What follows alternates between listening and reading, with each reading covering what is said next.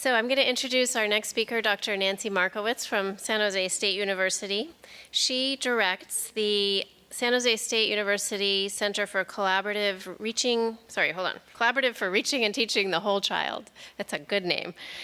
She's been a Carnegie Scholar for the Advancement of Teaching. She was an elementary school teacher in South Central LA, a K-8 school administrator, and has taught pre-service and master's courses focused on creating effective learning environments in diverse urban K-8 classrooms. And as I said earlier, she's been a wonderful resource to us as of late around all the work regarding Common Core and ensuring that the teaching staff that are coming into our systems have an understanding of working with children and respecting their social emotional learning. So Nancy. So I promised Elizabeth Shuck that I was going to tell a story which actually may be one of the reasons way back when that I ended up going in this direction in my work, talking about the connection between social emotional learning and academic achievement. And this started way back about 14 years ago when my daughter was starting kindergarten. And I was, of course, terrified about sending her off, even though she'd had preschool and everything. And we came into school the first day, and the teacher had put out sliced apples and a little pot of honey, and every child was to come in and take a piece of apple and dip it in the honey and eat it. I start cracking up, getting emotional even when I think of it now. And this was, she told the children, this was because this was the start of their educational journey, because at that point, we weren't even thinking as much pre-K. It was K. And that this was the start, and that she wanted to start the year with sweetness that would continue on for the rest of their educational journey. And of course, I was like totally emotional, but also it helped my SEL, my social emotional learning, because I thought, oh my God, my daughter's in the right place here. She's in a good classroom, because obviously this teacher cares about the whole child. And so I tell that, and actually I did a workshop where apparently it really had an impact, and I just learned about that today from Elizabeth, which was extremely cool. So what I'm going to talk about is kind of carry forward on, teachers are now at pre-K up through 12 being expected to implement Common Core standards.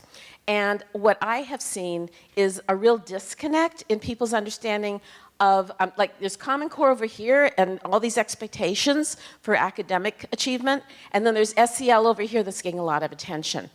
What I'd like to do is help you think about the connection between the two, because in fact, without attention to the social emotional learning skills, not going to be achieving academically. And I think Dr. Thompson it was wonderful listening to him talk and hear about the connections that he made. So I'm just going to give you yet another frame to think about it. Okay, this way, I can do it.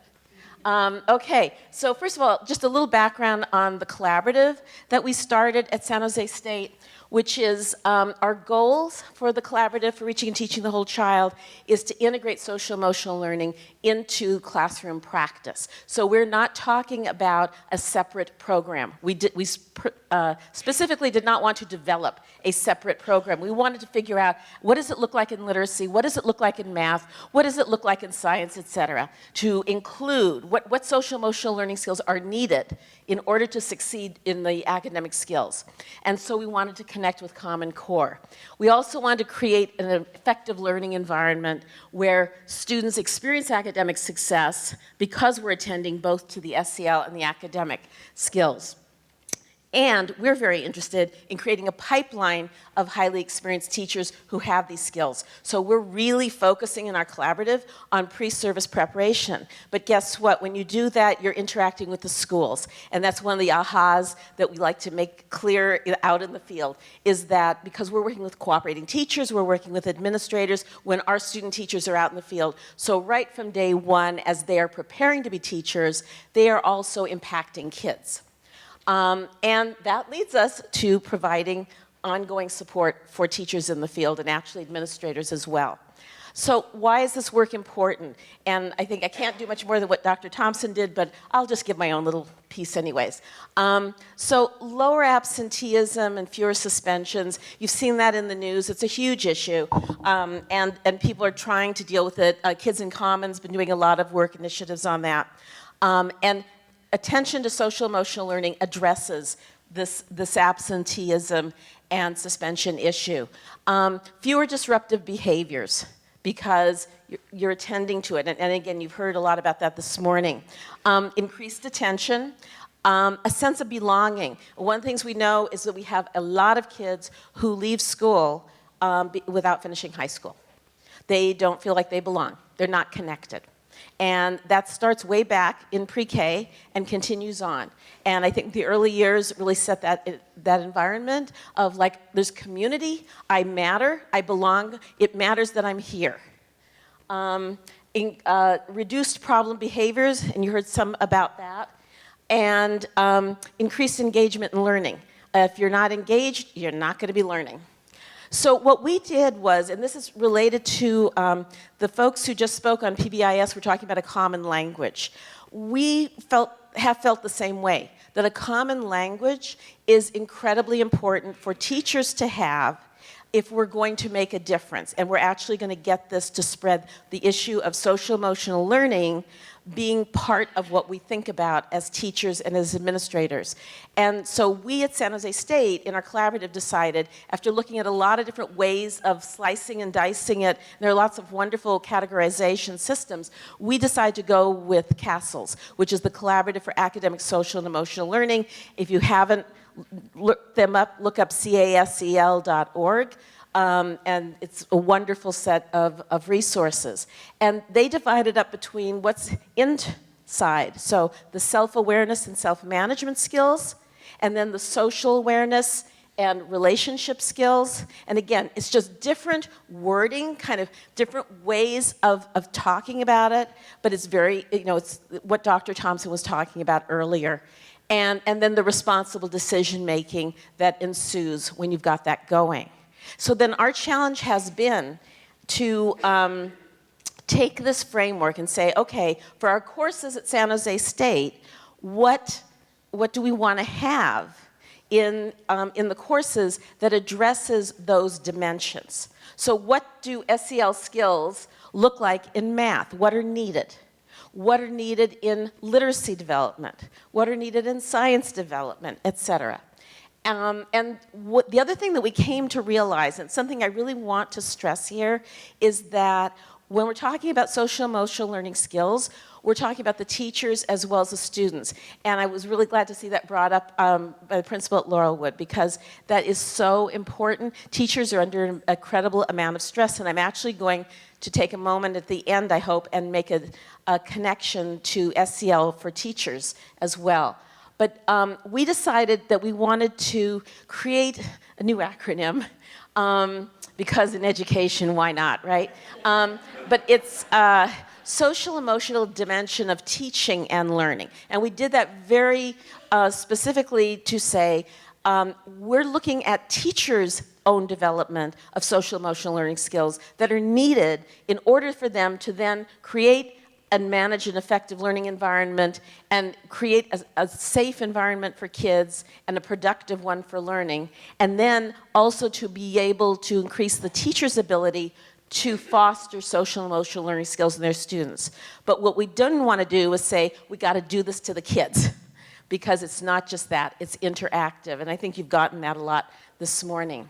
So I just want to share with you briefly the connection between Common Core in literacy and math and SEL skills.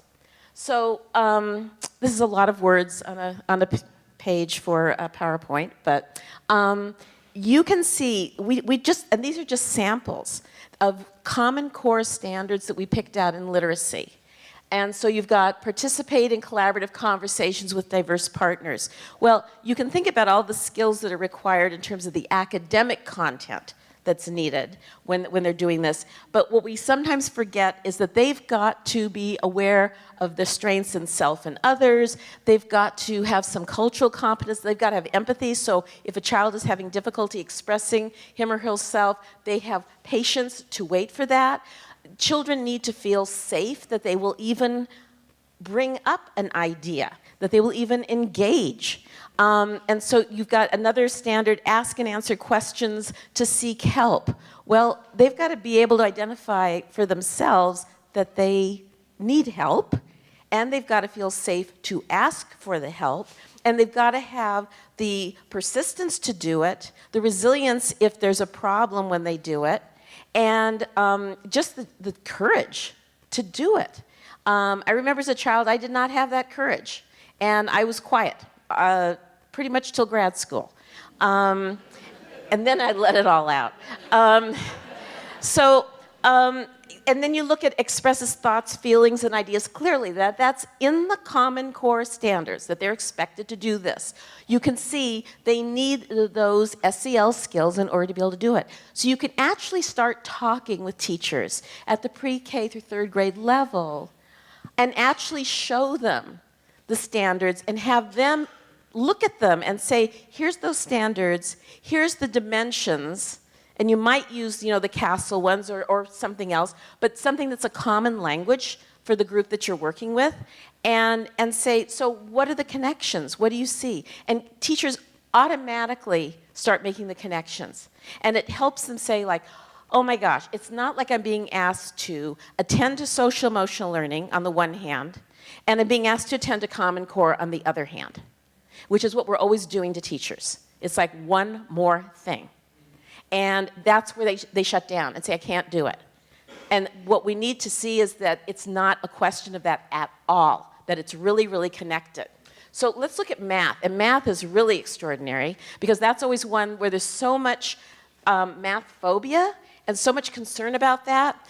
And yet, and I mean, if we had time, I would put you through an exercise. If you look at the 8 standards for math practices, and you can take these to your staff, 8 standards for math practice, you could actually go through each one, and some more than others, but all of them require SEL skills because it's teaching kids how to think like a mathematician, behave like one, and in order to do so, they've got to have persistence, they've got to have resiliency, they have to feel safe, they've got to be able to express their ideas, they've got to be able to stand up for their own ideas about why a problem should be solved the way they think, and they've also got to be able to listen to others who might give them different feedback.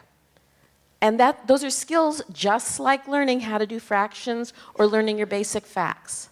So you can see, I mean, these are just 2 examples, making sense of problems and persevering in solving them, directly from Common Core standards. And you can see the SEL connections. And the same thing, construct viable arguments and critique the reasoning of others. You've got to have SEL skills to do it. And those are skills that you develop over years. And I will say, apropos of that, and I was really glad to see when you were talking about PBIS and saying, like, we're working on it, but, it's a long process. It is a process for teachers to develop that SEL lens or SEL muscle. They've got to practice it.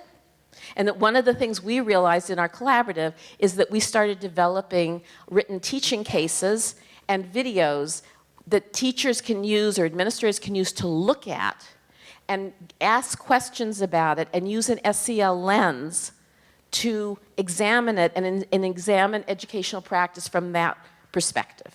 And that it took our faculty about a year to really get it after practicing it and meeting once a month.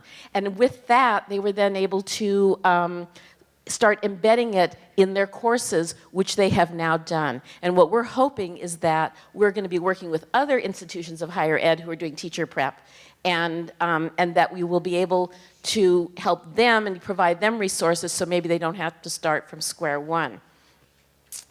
Okay, I didn't put this in, but I wanted to share this with you, and I have time, yeah? Okay, good. So, I wanted to share this quote with you, and I realize you should be seeing it visually, but you'll just deal with the audio. So, There is research, and this is a quote from Ellen Myers in 2006. There's research on the extraordinary number of decisions that a teacher has to make at any given moment. More decisions minute by minute than a brain surgeon. The most conservative estimate from this data has teachers making approximately 130 decisions per hour during a 6-hour school day. And this reflects only those decisions made within the classroom, not dealing with the principal, not dealing with their colleagues, not dealing with parents. Okay? I share this with teachers and they go, oh my gosh, no wonder I'm so tired at the end of the day. And this speaks to then their need to, the need of all of us who work with teachers, and I speak, I think, particularly to administrators and school board members, the need to support teachers. They are in the middle of this extraordinary time, and we've talked about it as being a very hopeful time, which I think it is. But the other side of that is it's a very stressful time for teachers. And if we expect them to be able to help children develop the social emotional learning skills, to take the time, to take the patience, to develop those relationships, we need to do it with our teachers as well. Because as they are trying to learn Common Core and change the way in which they're teaching dramatically, if they were brought in within the last 10 years into the teaching profession, then this is like a whole new world that they don't know anything about. And it's very, very stressful. It's high stakes. We've got to deal with their SEL skills as well. Hence, social emotional dimension of teaching and learning, because they have to be self-aware. They have to be able to self-regulate with all their stress. They have to know how to be able to interact with principal and other colleagues and all that as they're going through this very stressful time and make appropriate decisions. And they need the support to be of their colleagues and of their administration, of their board, to say, this is really tough, this is new, it's different, it's exciting, and we support you, and it's okay to make errors because that's how you learn. And this is a safe environment at our school to make errors and to learn from those errors and to work with each other, and that we will all have each other's back.